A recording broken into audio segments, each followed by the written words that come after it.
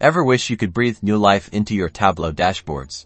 Let's jump right in. The first step to editing a workbook is often opening it. Click on File, and then Open to locate your desired Tableau workbook. Once it opens, you're ready to make changes. This opens up the main Tableau interface with your workbook loaded. Look at the top toolbar, and click on the Edit button to enter the workbook editing mode. A key part of editing is managing your data sources. Click the Data tab or the data source icon to view the currently connected sources. From there, you can add, remove or edit the existing ones. This might mean updating the connections to reflect new changes, selecting different datasets, or changing the way data is connected, which directly influences the visuals in your dashboard.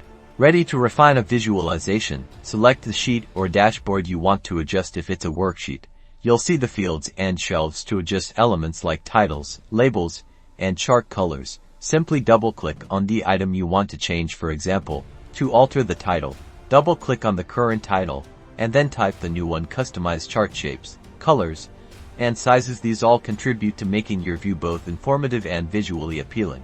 Dashboards bring everything together, right?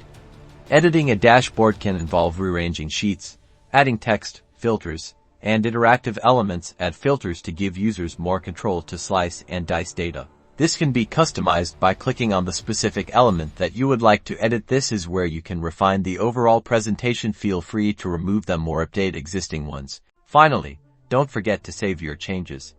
Click File and then Save. You've now successfully edited your Tableau workbook, breathed new life into your insights, and shown your expertise using Tableau. Until next time, happy visualizing.